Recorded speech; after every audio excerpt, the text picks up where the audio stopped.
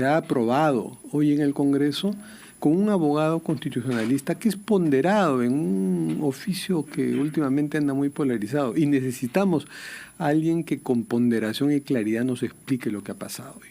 Gracias por acompañarnos, Luciano López. No, al contrario, gracias, Fernando, por la invitación. Luciano, ¿puedes explicarnos cuál es el sustento constitucional para que se haya aprobado algo que contradice un referéndum de hace algunos años que dijo la gente votó porque no haya bicameralidad ni reelección? Vamos a explicarlo en cámara lenta porque ahí hay varias cosas para que la gente también lo entienda. Efectivamente, en diciembre del 2018 hubo un referéndum donde mayoritariamente la gente dijo no al retorno a la bicameralidad. Pero hay un detalle formal. ¿Formal en qué sentido? Que la ley dice que no se puede modificar lo que se decidió en un referéndum en un determinado tiempo. Si no me falla la memoria, creo que 2 años. Que ya pasaron. Que ya pasaron. Entonces, como que está superada la valla formal. Pero hay otro espacio que creo que no es una... Sí. Perdón, pero tenemos un enlace con un caso con Luciano López. Luciano, nos estabas explicando cuál es el sustento constitucional para haber podido hacer esta reforma constitucional a pesar de que un referéndum había dicho lo contrario. Sí, correcto. Como señalé hace un momento, al menos la ley permite que se pueda revisar lo que a su vez se decidió en un referéndum si pasa un determinado plazo y ese plazo ya transcurrió. Entonces, al menos esa valla habrían pasado. Pero la segunda valla que a mí en lo particular me hace muchísimo ruido es que, Fernando, mira, hubo un pronunciamiento del Tribunal Constitucional hace 20 años, es un fallo del año 2002, donde el tribunal justamente se pronunció sobre las maneras en que se podía reformar la Constitución. En esa oportunidad, el tribunal dijo que cuando se reformaba la Constitución por parte del Congreso, para esto, paréntesis, el Congreso tiene una facultad de reforma parcial de la Constitución. Pero la parcialidad, esas parcelas, dijo el tribunal que no tienen que ver con un tema de número, sino con un tema de sustancia. O sea, tú podías hacer la reforma de, voy a exagerarlo, de 5 artículos, pero si eso significaba mover una columna del diseño constitucional, aparentemente estás haciendo una reforma parcial, pero en realidad estás haciendo una reforma sustancial que ya escapa al poder del Congreso. Estas distinciones tan finas a mí me da la impresión que son las que ocurren en este caso. Porque, a ver, tomo prestado lo que tú decías al inicio de la presentación de tu programa. Decías, el retorno a la bicameralidad es la reforma madre, ¿no es cierto? Eso fue grosso modo, creo, sí, lo que dijiste. Citando a mi tocayo Fernando. Exactamente, citando a Fernando, decías, es una reforma matriz. Creo que eso es lo que, para el sentido común, grafica lo que estoy mencionando, porque estás rediseñando una parte, un pilar del diseño constitucional del Estado, o sea, en este caso del Poder Legislativo. Lo que quiere decir es que siendo una reforma tan importante debiera ir a referéndum. Para mí sí. Pero ahí pierde. Sabemos que ahí pierde. Exactamente. Y ahí nos pone entonces que más allá de lo que es tu pregunta de si esto tiene un sustento constitucional, que ya grosso modo te vas dando cuenta que en mi opinión me da la impresión que excede el poder de reforma del Congreso sobre la base de este criterio de hace 20 años del tribunal, un criterio además muy sesudo, porque tiene sentido. Si tú rediseñas buena parte de la casa, entonces necesitas un poder mayor. Y el poder mayor tendría que ver con la participación del pueblo, porque tú y yo y todos los ciudadanos somos en realidad los propietarios del poder, no el Congreso. El Congreso son nuestros representantes, son nuestros fiduciarios, ¿no es cierto? Son nuestros apoderados. Ellos no son los propietarios del poder. Pero ahora 87 votos pueden equivaler pues a este referéndum. Es ahora, emprendedor. Con los préstamos con garantía hipotecaria de Rebaja Tus Cuentas. Consigue el éxito en esta campaña navideña. Asegura tus ventas. Tal como lo dice. Al menos formalmente, por eso te digo, creo que allí habría un debate más de fondo, porque a mí en lo particular me da la impresión que sobre la base de este viejo criterio del tribunal de hace 20 años, me da la impresión que aquí hay una reforma de una columna en el modelo constitucional, porque estás rediseñando el legislativo. Tan así la reforma es sustancial. Y esa sentencia del TC dice que cuando se reforma algo tan importante como una columna, un pilar, digamos, de la Constitución, excede el poder reforma, debe haber referéndum. Dice. En ese caso, no es que diga... No es tan claro. No es que diga explícitamente lo que estás mencionando, sino que lo que dice es que excede el poder de reforma parcial del Congreso. Entonces, la manera de poder convalidarlo, por decirlo de alguna manera, es haciendo participar a la población, porque en un referéndum consultivo participamos los verdaderos dueños del poder. Ahora, igual tiene que haber un debate. Si no referéndum, igual va a haber un debate, porque además el Congreso necesita popularizar esta reforma, hacerla lo más digerible posible. Ahí saltamos a un tema que va más allá de la arquitectura jurídica, por decirlo de alguna manera, para entrar directo y sin escalas en un espacio más bien de discusión política, porque estoy plenamente de acuerdo contigo. Es una reforma política, exactamente. No solo constitucional, es una reforma política. Correcto, y nada más político que la Constitución, naturalmente, y viceversa. Pero en este caso, concretamente, yo coincido contigo. Aquí lo que sucede es que los parlamentarios, es bastante evidente, que no quieren entrar a la discusión política, porque evidentemente saben que pierden.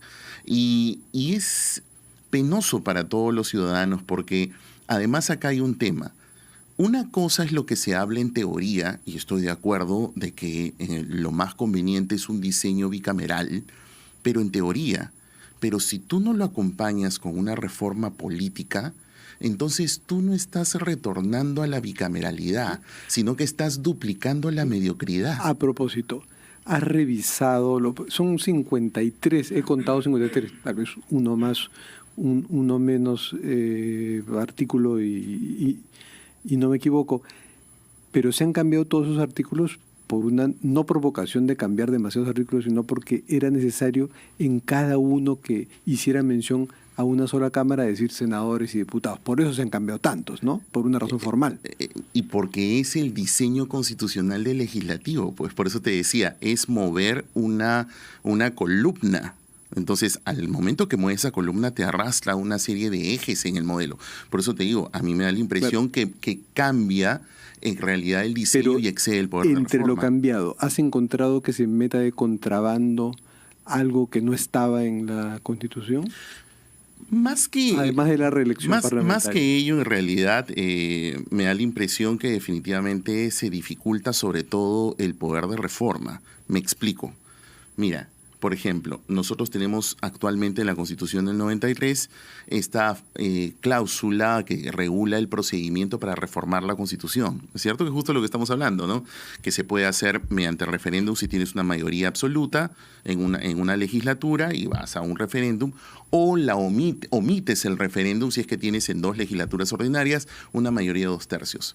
Si tú tienes 2 cámaras ahora, la redacción del texto entonces lo que dice es: perfecto, omites el referéndum, lo apruebas en una legislatura y vas a referéndum, pero necesitas mayoría absoluta en las 2 cámaras. Y luego, si quieres omitir el referéndum, perfecto, pero entonces mayoría absoluta, 2/3, mayoría de 2/3, en 2 legislaturas ordinarias sucesivas en las 2 cámaras. Entonces, ¿te parece mucho más complicada? Y estamos hablando de que a veces es indispensable hacer pequeñas reformas a la Constitución. A mí me da la impresión, Fernando, que en realidad hoy en día necesitamos grandes reformas, sobre todo en la estructura del Estado, porque la crisis política que tenemos desde el año 2017 tiene que ver justamente con unos mecanismos de las relaciones ejecutivo-legislativo que no tienen medios de desahogo claros en la Constitución.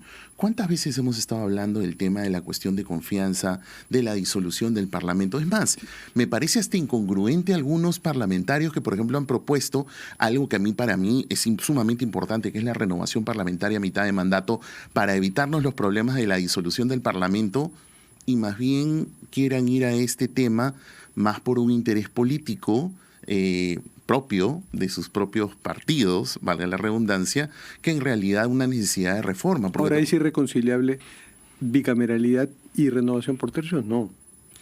No, pero es que esa reforma parlamentaria. No, por supuesto, pero a lo que me refiero, Fernando, es que es lo que tú decías hace un momento, y que es 2 dedos de frente.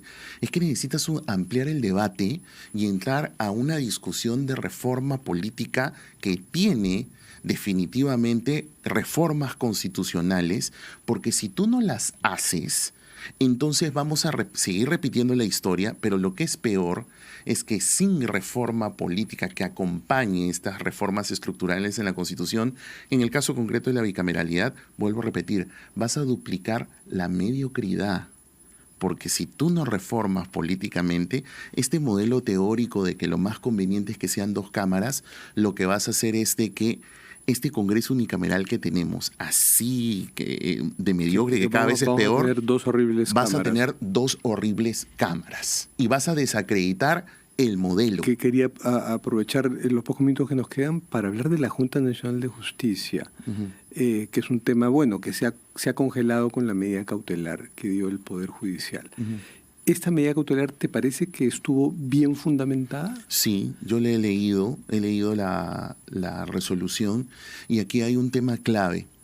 En la reciente sentencia del Tribunal Constitucional de la actual composición de ese conflicto de competencia que planteó el Congreso contra el Poder Judicial, claro, por el caso Sunedu. La sentencia del 23 de Exactamente, febrero. Por el caso Sunedu. Pero no la cita la sentencia de la medida cautelar. Es cierto. ¿No? Eso es una falla. ¿Por qué no la cita? A mí me dejó con mucha expectativa. Yo quería leer que la citaran. Es cierto, pero tiene un principio que coincide que está en esa sentencia. Por eso es que yo empecé hablando de la sentencia famosa reciente.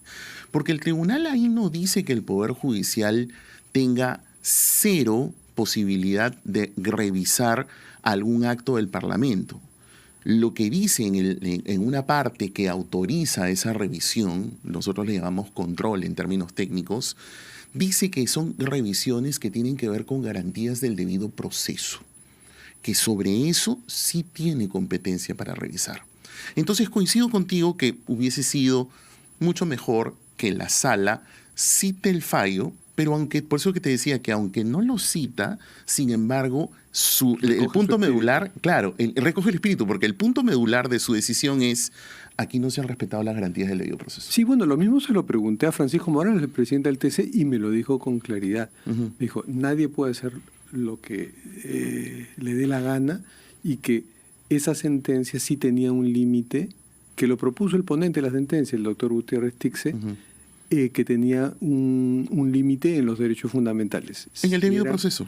Claro, exactamente. El debido proceso y que por eso que te decía, que aunque no la cita, como tú bien dices, el espíritu lo recoge, porque dice, aquí lo que ha fallado son reglas del debido proceso, consideramos que no se han cumplido y por eso otorgamos esta tutela preventiva. Entonces, desde ese punto de vista, por eso que yo empecé diciendo con total contundencia, en mi opinión, yo veo que la resolución está bien fundamentada. Y más bien me preocupa, sinceramente, cómo ya no se tiene rubor e inmediatamente viene una denuncia de la Fiscalía por prevaricato contra estos jueces, justamente del cuerpo, como es el Ministerio Público, cuya máxima autoridad es más bien protagonista de un lío con la Junta Nacional de Justicia, sí, pues y ahí hay unos temas pues nada transparentes, ¿no? Bueno, muchas gracias, Luciano. Al contrario, gracias, Fernando. Y nos vamos